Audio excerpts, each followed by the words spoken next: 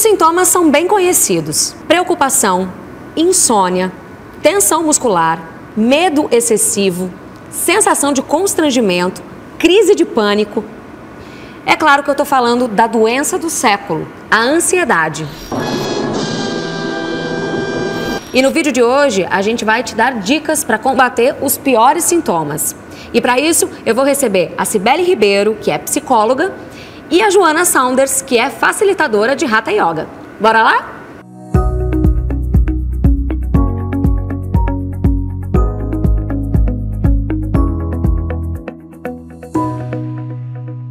O Brasil é o país que tem mais casos de ansiedade no mundo. Eu não ouvi o que eu ouvi?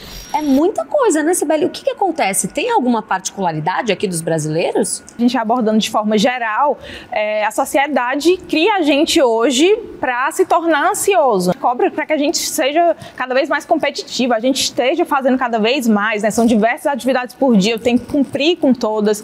Então é uma pressão que você acaba internalizando ali como ansiedade. No Brasil, especificamente, a gente vivencia também um contexto, né, muitas vezes de extrema pobreza, relacionado também à educação, a tudo isso que acaba podendo acarretar, né, em eventuais transtornos, enfim, a violência também. A gente sabe que os números são bem altos. E a gente passou também por pandemia, né, que também foi um gatilho para isso, né? A ansiedade, ela assim, natural? A ansiedade que é natural, ela é funcional, ela ajuda a gente a sobreviver e aí, de fato, a gente não trata nem nada, a gente precisa dela. Realmente, a ansiedade patológica, aí sim, ela paralisa e rompe você ali da sua rotina, das coisas que você fazia e vem esse medo extremo e os sintomas. Sim.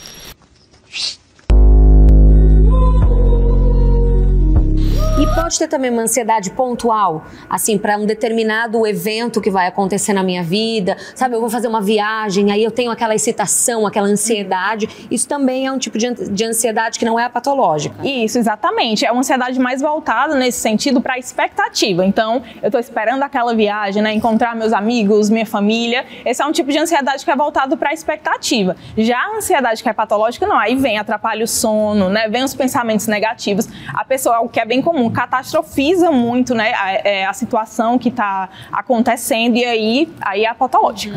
E existem graus de ansiedade patológica? Sim, a gente percebe que vai de graus leves até graus mais severos. Aí realmente depende de cada caso, né, da causa da ansiedade de cada caso, mas sim, não existe só um nível de ansiedade, né? A ansiedade, ela é multicausal e assim como é multicausal, também tem vários níveis. E a gente mede isso pelos sintomas? Isso, exatamente. É importante que a gente conheça, né, toda a história da pessoa, isso que a gente faz na parte clínica. Então, quando a pessoa chega, a gente vai saber o que está causando aquela ansiedade. Eventos traumáticos na infância da pessoa que ficam ali inconscientemente.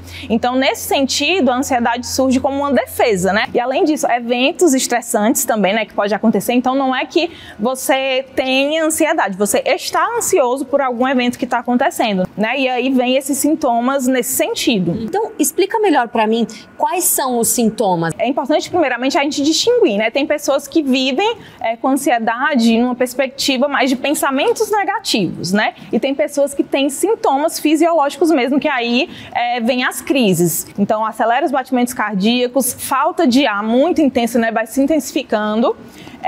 Boca seca também, a pessoa sente, as mãos suando, é como se seu corpo é aquele estado, né, de se preparando para que você escape do perigo, mas não existe perigo ali, né, é uma situação que não existe perigo e seu corpo está produzindo aquela reação exacerbada.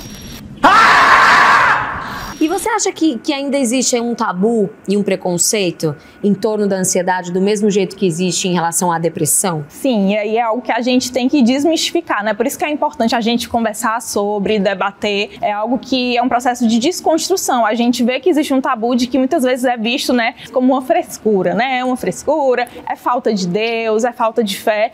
E não é, porque é algo muito sério. O que eu sempre falo é que é importante você conhecer a sua ansiedade, porque provavelmente você vai ter que conviver com ela. Crianças podem ter ansiedade? Sim, crianças podem ter... Severas? Severas, sim. E, inclusive, né, é o segundo motivo pelo qual os pais procuram psicólogos, né, perdendo apenas para o TDAH. A criança tem muita fobia social, que aí está relacionada a isso, esse medo da interação, né, então evita, inclusive, ir para a escola, e aí é algo que você deve observar, e até mesmo mutismo seletivo, né, que é o quê? A criança não consegue dialogar, não consegue falar, e aí é importante você observar também. E os pais também fazer um acolhimento, porque muitas vezes a criança se sente invalidada. Você disse que a ansiedade patológica não tem cura, mas como é que a gente faz para acalmar? Pronto, a ansiedade patológica, né, o tratamento depende muito dos níveis ali que a pessoa apresenta. Tem algumas que vão necessitar de acompanhamento psicológico, alguns níveis vão precisar de acompanhamento psiquiátrico, e eu acho até importante também desmistificar isso, né, porque muitas pessoas têm esse preconceito. Sim. De, poxa, eu vou ter que tomar remédio, não quero, e aí a ansiedade vai se intensificando e pode ocasionar uma depressão. Então, eu trouxe sim uma técnica que é bem legal para quem tem crise de ansiedade, né? Que é a chamada técnica Acalme-se, onde cada letrinha dessa vai significar uma ação que você vai fazer ali no momento da crise. Então, o A significa aceitar a sua ansiedade. Espera aí, eu não estou morrendo, o que é que eu estou tendo? Uma crise de ansiedade. Quando você nomeia, aquele território se torna mais conhecido. E aí você consegue dar, né, uma amenizada. O C significa contemplar as coisas que estão ao seu redor. Então, prestar atenção, né? Uma estratégia utilizada para a ansiedade é você desfocar somente da ansiedade. Então, o que é que eu observo? Que cores tem no local que eu estou, qual o cheiro que eu estou sentindo, que formatos eu posso ver naquele local, e aí eu vou tirando a minha mente daquela ansiedade que eu estou sentindo. E aí o A quer dizer haja com sua ansiedade. Então você vai continuar o que você estava fazendo, né, a atividade que você estava fazendo, só que em um ritmo diferente, porque você vai estar mais ansioso. Mas é importante você não se paralisar. E aí o L quer dizer libere o ar dos seus pulmões, algo muito importante que é a respiração. O M quer dizer mantenha os passos anteriores. E aí a gente vai pro E, né, que é examine seus pensamentos. O que eu estou pensando agora? Isso realmente faz sentido, né? Qual a probabilidade disso acontecer? Questionar também esses pensamentos, né, ameniza essa ansiedade. O S é sorria, você conseguiu passar por essa crise, né, seguindo esses passos. E o E, espere o futuro com a aceitação, porque a aceitação abre a nossa mente para muita coisa de forma mais fácil, né? Quando eu aceito as coisas, tudo flui com maior naturalidade. Acho que eu concordo com você nesse ponto. Bom, Joana, vamos então às dicas para a gente controlar a ansiedade. Primeira, respiração. Por que a respiração ajuda?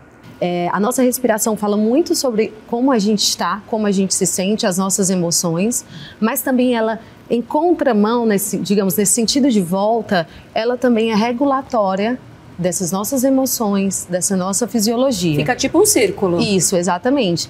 Para a qualidade da sua respiração. Os músculos respiratórios são músculos, as estruturas, então elas precisam ser estimuladas e movimentadas. Então tudo isso é importante independente da condição. Dentro da ansiedade, a gente está trazendo a respiração como nossa aliada para nos autorregularmos, para trazer conforto para a situação e diminuirmos, digamos, os efeitos dessa ansiedade, que no caso do que a gente está conversando, eles podem ser muito potentes e incapacitantes, que vem da ansiedade crônica. Uma outra técnica que também ajuda a controlar a ansiedade é a meditação, né? Sim.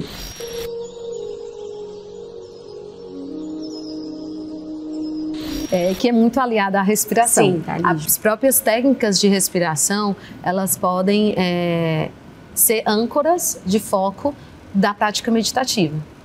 A prática meditativa, você vai encontrar, assim como a respiração, mas eu digo até que talvez mais, formas diferentes de vivenciar. A gente tem a meditação dinâmica, a meditação passiva. A meditação dinâmica é a que a gente mais quer, na verdade, é trazer essa condição de foco para estimular uma circuitaria no teu corpo de liberações hormonais, de estímulos do sistema nervoso adequados para o que você deseja, que é essa presença, que é essa atenção, esse discernimento, essa clareza que o foco vai te dar. E todos os hormônios que são liberados, principalmente se for uma prática contínua, não for algo que você faz uma vez no mês, né? Como um exercício, o músculo só desenvolve se você está ali constantemente gerando o estímulo da continuidade. a meditação vai vir para o mesmo aspecto. Então você precisa de uma continuidade para colher muito mais desses estímulos e desses benefícios.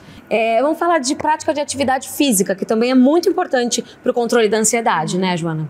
Sim, e daí você pode atrelar tudo isso, respiração, também levar pro esporte. Atenção plena para o próprio esporte que você faz. Por vezes, alguns esportes não vão te dar tanta possibilidade assim, mas de grande forma todos eles vão te levar para esse lugar de melhorar o funcionamento do teu corpo, de harmonizar todos os processos fisiológicos do teu corpo. Seja um surf, seja a prática de yoga, seja uma corrida. Momentos cíclicos vão te ajudar a se imergir num foco maior do que algumas atividades curtas de explosão ou que tua atenção se dispersa, mas mesmo assim, dentro da dinâmica, a gente ainda consegue trazer um foco. Os exercícios são essenciais, mas depende sempre muito como a gente se relaciona com eles. Dentro da ansiedade, a questão da alimentação é fundamental para essa autorregulação dos sintomas e dos transtornos, porque muitos podem até ser gatilho. Alimentações que vão deixar teu corpo mais inflamado, teu corpo mais acelerado e podem dificultar o teu processo de sair daqueles sintomas.